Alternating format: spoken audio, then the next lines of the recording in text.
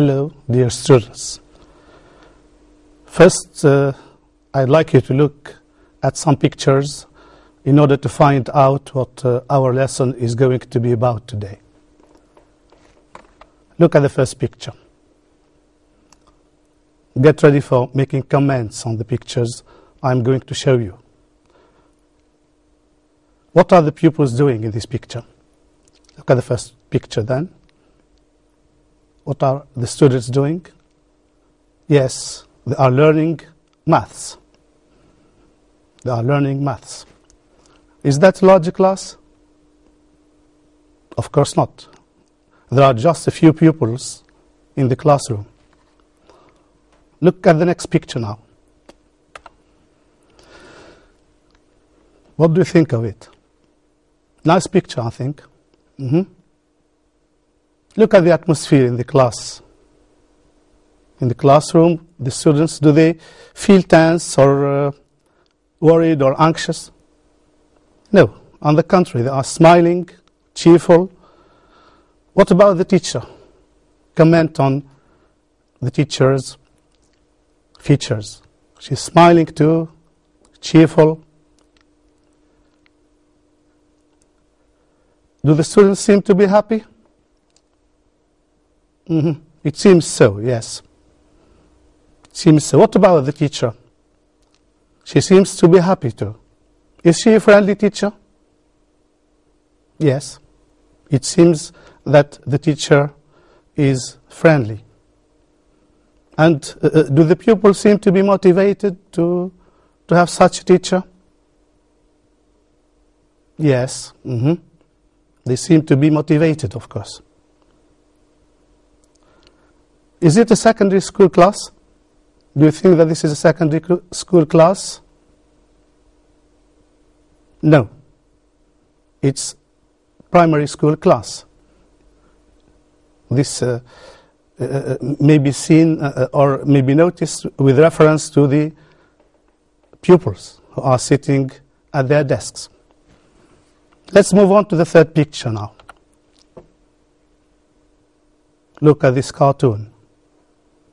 What's the pupil doing?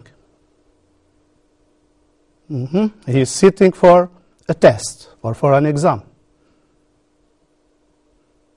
Does he seem to be comfortable? No, perhaps not. What is he doing exactly? He's trying to find the answer to a question, I suppose. Are exams important? Are tests important too? Of course, yes. What do we use tests for? What are tests used for? Why do we administer tests to our students? Yes, to assess their knowledge, to assess their level. A synonym for to assess that you know, I suppose. What is a synonym of to assess? Yes? To evaluate. Why is assessment important? It is through assessment that we can decide whether a pupil should pass to the next class or should repeat the year. So assessment is important because it can assess the level of the students, and you can decide whether the student should move on to the next class or should then repeat the year. Look at the fourth picture now. Is that something we are familiar with in our country? Perhaps not. So what can you see in the picture? This is a bus, and you can look at the picture carefully. This is a school bus, of course. Are school buses a tradition in our country? No. But in other countries, there are school buses which the students use to go to school every day. What about Picture 5. Look at the pupils first. Do you think this is a primary school class? No. What age do you think the students are? Perhaps their ages range from 12 to 14 or to 13. So they are preparatory school pupils then. Is the preparatory stage the first stage in education? No. It is the second stage. Look at the teacher. Look at the teacher and notice her attitude to the students. Is she a friendly teacher too? Yes, of course. What about the students? Can you use some adjectives that we've already used to describe other pictures? Yes, the students are smiling, cheerful, motivated. And what about the atmosphere in the classroom? Good. It's a relaxed atmosphere. Do you think that such conditions may motivate students to learn? Yes, of course. Your teachers, when you have a friendly teacher, this certainly helps you to concentrate and to be motivated to learn. Another picture to comment on now. Funny, isn't it? Did you used to have similar problems when you were at primary school? I think most of you did. What's the boy who is carrying the red bag? What's his problem? What's this boy's problem? Yes, of course, his bag is too heavy to carry. Is that a problem for pupils at primary school and even at secondary school sometimes and preparatory schools? Yes, of course. The students sometimes need to carry a lot of books and copybooks in their bags.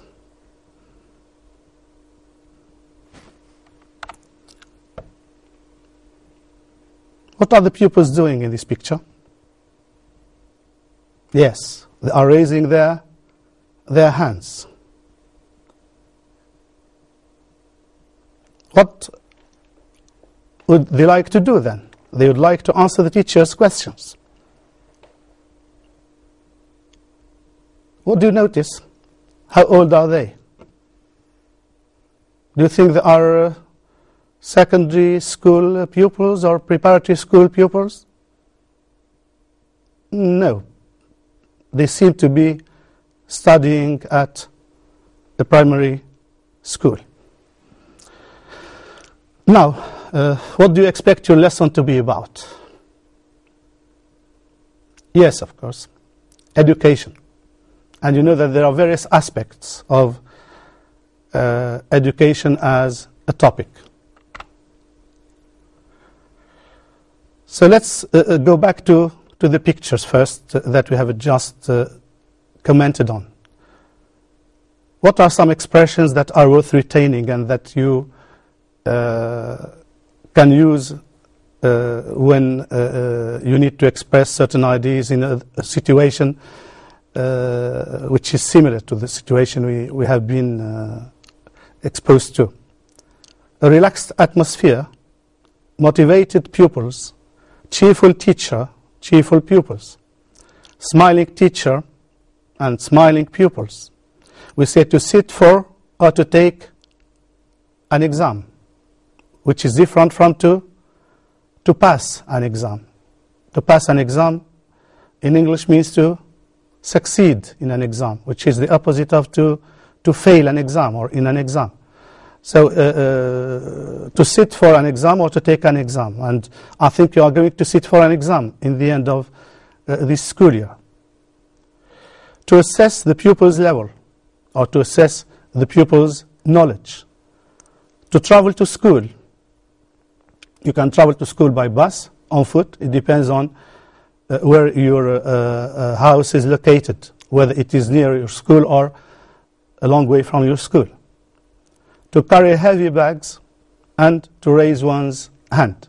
You certainly need to raise your hand if you desire to answer a teacher's question.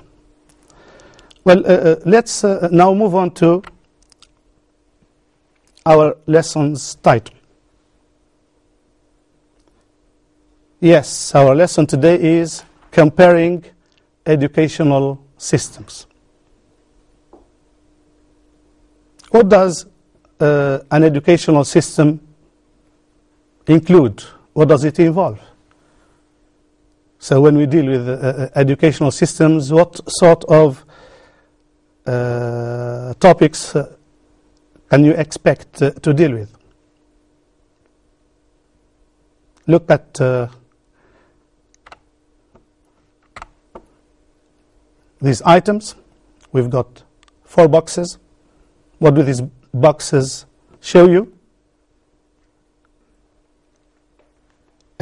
Educational systems involve the types of schools. What is meant by types of schools?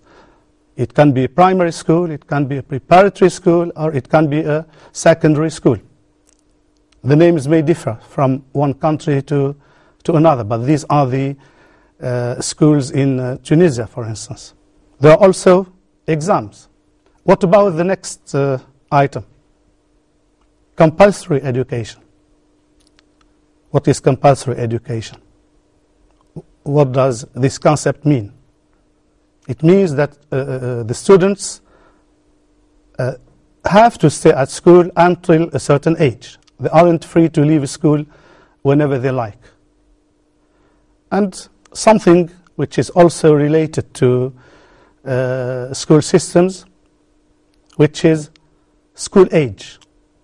You know that children usually start school at a certain age, and they take, or they are supposed to take exams at certain ages during their education, of course. Well, as I've just told you, you are going to take an exam in the end of this school year. What exam are you going to take next June? What is the exam called? Good, yes, it is the BAC or the baccalaureate exam. How long have you been studying at a secondary school? Good. Most of you have been studying at secondary school for 4 years. Let's go back to the time you started school. How old were you then?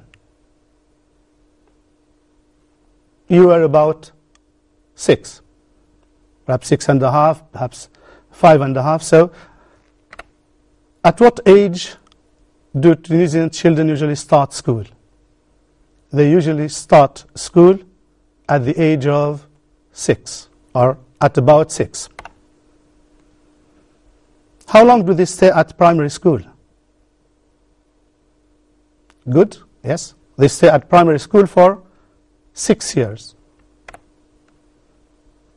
And where do they go after they finish primary school? They move to a preparatory school, or what we call a prep school. How long do Tunisian pupils stay at prep school? Yes, they stay at prep school for 3 years. At what age do they usually finish the preparatory stage? They usually finish the preparatory stage at about 15. When does compulsory education start, and when does it end? Compulsory education, of course, starts at the age of 6, as soon as they enter primary school. And compulsory education ends at the age of 16. So Tunisian children have to stay at school from the age of 6 until the age of 16. How long does the secondary stage last? I think we've already answered this question, but just to remind you of it. The secondary stage lasts 4 years. Do all students go to university after the final year of the secondary course? No, not all of them. Which ones can go to university?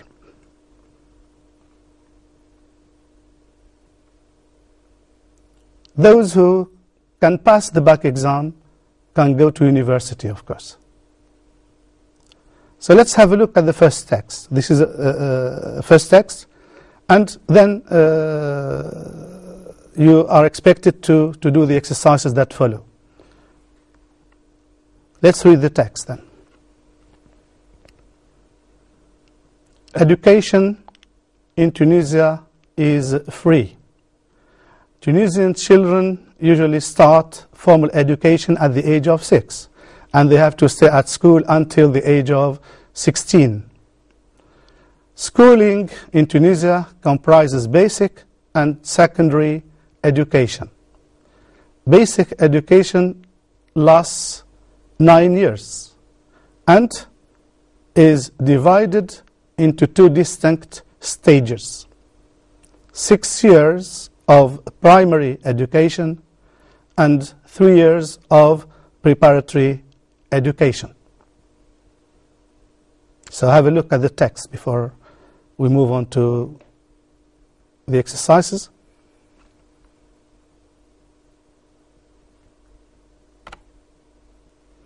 Look at the first exercise. Pick out the details in the text showing that these statements are false. So I'll have you look again at the text. What for then? To pick out the details in the text that show that the 2 statements that you can see here are false. Let's read the statements first. Tunisian pupils have to pay a fee to enroll in primary school. Second item, compulsory education ends at 12. Look at the 2 statements again. Now look at the text. Look again at the text and find the 2 details we need to show that these statements are false.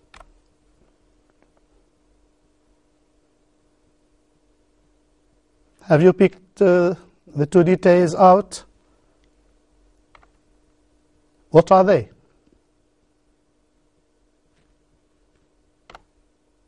Look at the text again. Look at the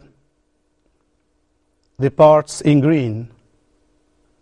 Education in Tunisia is free.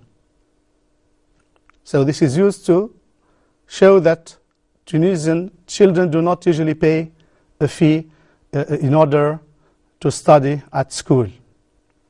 What is a fee then? A fee is an amount of money that you need to pay before you can study at a school or at a college. Look at the second detail to justify the second statement. They have to stay at school until the age of 16. So, what does this show? This shows that they do not have to stay at school until the age of 12. On the contrary, they must pursue their studies until they reach the age of 16. They could not leave school before this age. So these are the 2 details to justify the 2 statements. Look at the second exercise now. Focus on have to in the following sentence and tick the right option. They have to stay at school until the age of 16. What does have to express? Does it express possibility, advice, or obligation? Of course, it expresses obligation.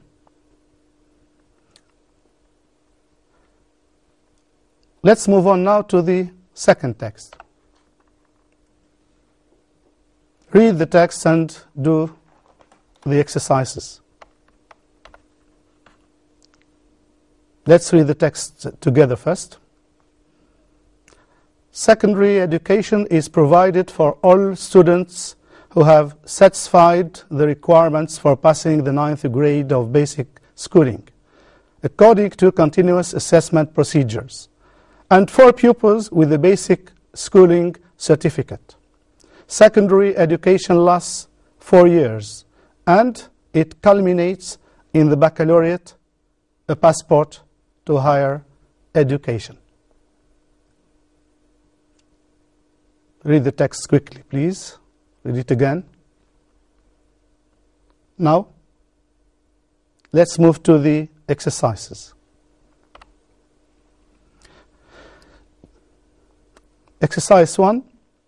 Complete the sentences with the right information from the text. To go to secondary school, prep school pupils must either satisfy the requirements for passing the 9th form or obtain, what is the other alternative?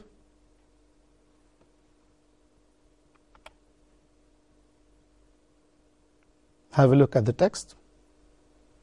Yes, or obtain a basic schooling certificate. If they hold a basic schooling certificate, this is a passport for moving to secondary school. But they can pass on to or move to secondary school if their marks on tests allow them to do so. Look at the second sentence now. To go to university, what do pupils have to do? To go to university, pupils have to pass the baccalaureate. I didn't have you look again at the text because this is something that you know very well. But let's go back to the text now. Look at the second detail.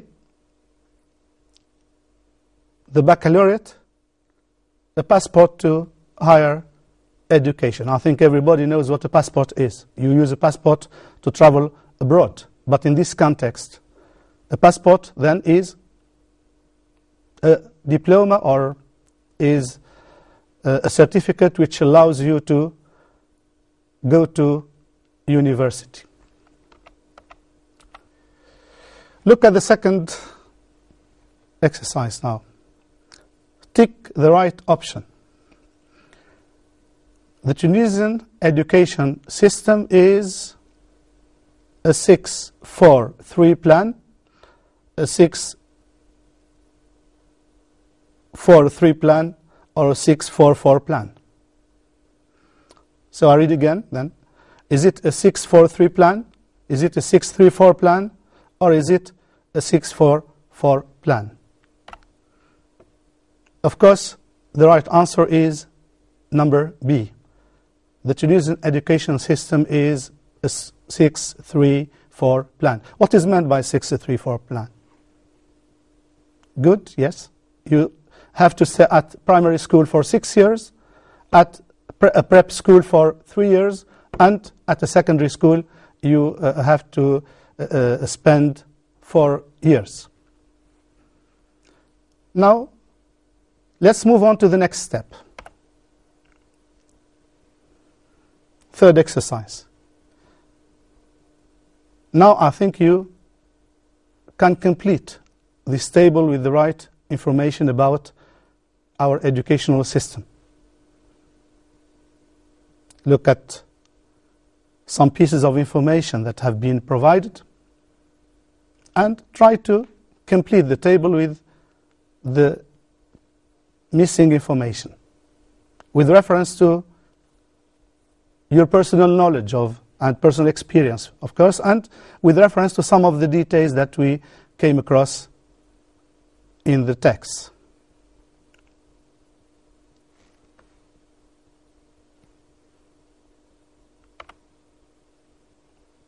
Yes, good. So, first, at age 6, students start primary school. They have to stay there until the age of 12. This is the primary stage, and there are 6 forms. Then, from 12 till 15, the preparatory stage, from level 7 till level 9. And then, at the secondary school, then it is age 15 till 19, and the years if the forms are from 1 to 4. Now we've got another text. Look at the instruction first. You will just read the text, and it is clear that this is a text that provides you with some information about a different system. It isn't the Tunisian system anymore now. It's another system, which is the Italian educational system. Well, let's read the text together. Education is free and compulsory in Italy between the ages of 6 and 14. Italian children attend elementary school for 5 years, intermediate school for 3 years, and high school for 5 years. There are written and oral exams at the end of each period of schooling. Before entering university, students take the maturity exam. Most students can have a place at university. Well, let's focus together on some details that you can see in this text about the Italian educational system. If you look at the names of the types of schools that we have, what is the equivalent of primary school in Italy? Yes, it is elementary school. What equivalent for prep school do they use in Italy? In Italy, they call this type of a school an intermediate school. And high school in Italy is the equivalent of secondary school in Tunisia. What exam do they have to take to be able to go to university? They have to take the maturity exam, which is the equivalent of the bac exam in Tunisia. Now, let's move on to the next step. We've got a table that you are going to fill in with some details related to the Italian educational system. As you can notice, this is a similar table to the table that we have just focused on Tunisian education. So have a look at the text again and try to complete with the missing information.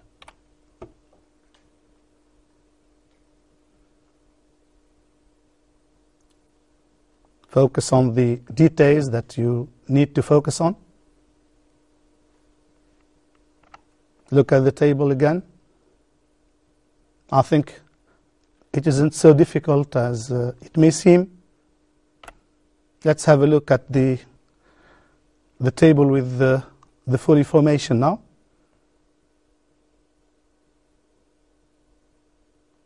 You have 3 stages: elementary, intermediate, and high. Look at the ages and look at the forms or years. There are certainly some similarities as well as some differences between our system in Tunisia and the system in Italy. Now, with reference to the information that we have gathered and which focuses on the two systems, let's use a Venn diagram to indicate the similarities and the differences between the Tunisian and the Italian educational systems. What is a Venn diagram? You may wonder what a Venn diagram is. Perhaps you never used to deal with or to use this sort of labeling in the previous years. This is a Venn diagram. There are two intertwined circles. In the middle, we are expected to mention the similarities, and you should also mention what is specific to the Tunisian system and what is specific to the Italian system. Now, let's try to go back to some details related to the two systems. What are the similarities between the two systems? Let's read the similarities together. In both systems, schooling starts at the age of 6. There is compulsory education in both countries. There are also 3-stage systems in Tunisia as well as in Italy. And both Tunisian students and Italian students cannot go to university before they pass an exam.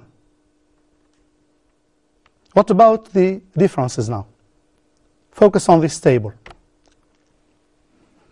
So this is a table which highlights the differences between the two educational systems. Well, we said that in Tunisia we have a 6-3-4 plan. What about the system in Italy? And at secondary school they stay for 5 years. Well, it's true that in both countries there is compulsory education. But let's look at the age range concerning compulsory education. Compulsory education in Tunisia ends at the age of 16. Of course, it starts at the age of 6. It ends at the age of 16. But in Italy, although it starts at the same age, it ends at the age of 14. What about assessment? What are the differences in the assessment system used in Tunisia and the one used in Italy?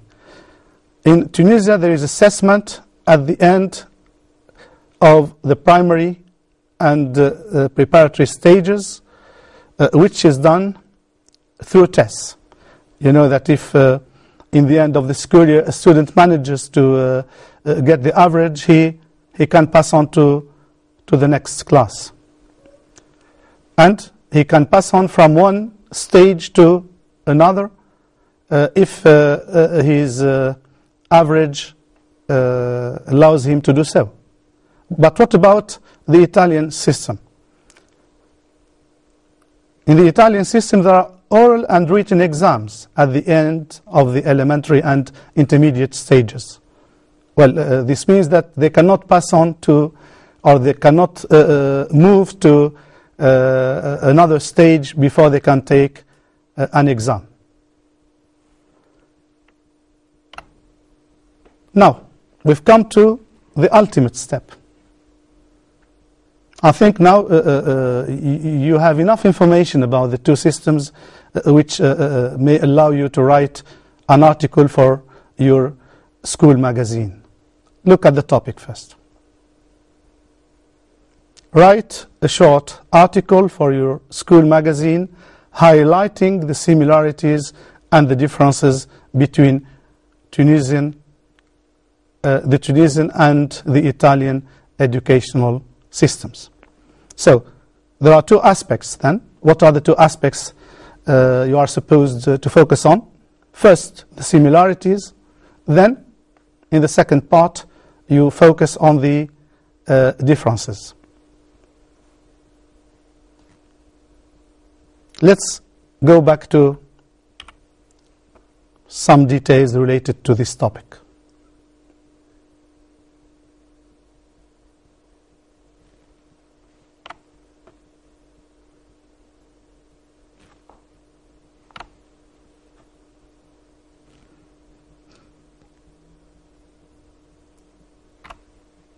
Well, what signal words are we supposed to use, or what words or connectives are we supposed to use to show similarity? You have some examples here. Of course, we can use both and, as well as, and besides. They are used for similarity, of course.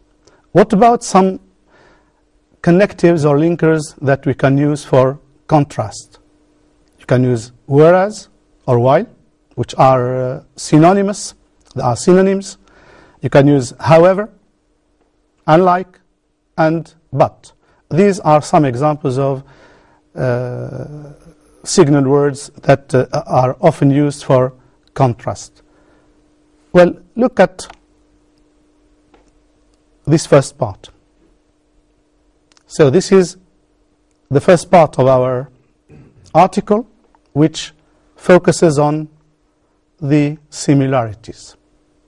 Well, as you can notice, the words or the signal words for similarity have been highlighted. You can see them in blue. So read this first part of the article. The Tunisian and the Italian educational systems are similar in some ways. In both Tunisia and Italy, children start education at the age of 6. Besides, education is compulsory for children in both countries. And in Tunisia, as well as in Italy, there is a 3-stage system.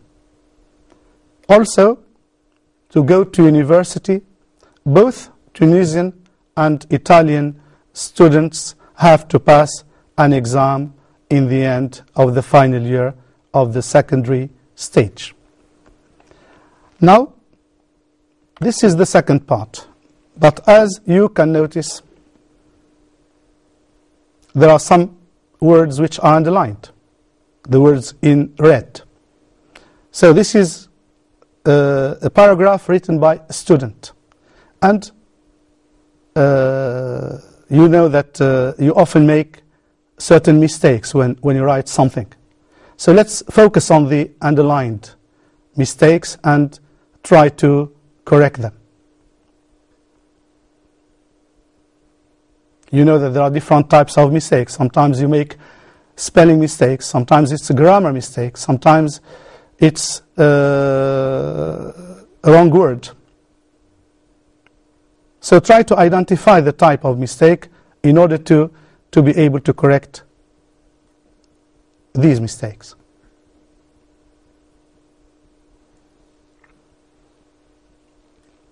First, of course, there is a mistake which is obvious, which it's true that many students write which without adding H to the initial word W. But this is a very common mistake that you are supposed to avoid in the future. Look at the second mistake. Can we use unlike in the middle? Good. This word should be substituted by the word while or whereas. It ends in 14. What type of mistake is it? Yes, there is a wrong preposition. What is the correct preposition? At, yes? Now what word should be used instead of whereas? Of course, the right word here is unlike.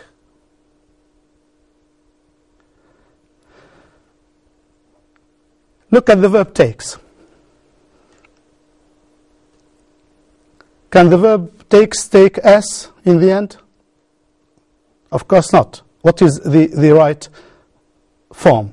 Take, of course, because the subject is plural. Now, look at the corrections.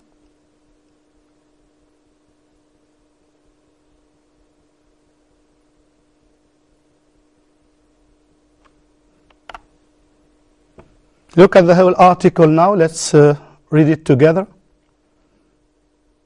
The Tunisian and the Italian educational systems are similar in some ways. In both Tunisia and Italy, children start education at the age of 6. Besides, education is compulsory for children in both countries, and in Tunisia as well as in Italy, there is a 3-stage system. Also, to go to university, both Tunisian and Italian students have to pass an exam in the end of the final year of the secondary stage.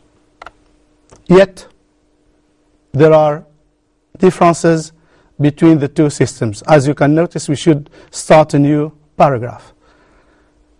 Yet, there are differences between the two systems. Unlike Tunisia, which has a 6-3-4 plan, Italy has a 5-3-5 plan. Another difference is that compulsory education in Tunisia ends at the age of 16, whereas in Italy it ends at 14. Finally, in Tunisia, assessment at the end of the primary and preparatory stages is done through tests. However, in Italy, students take oral and written exams at the end of the elementary and intermediate stages.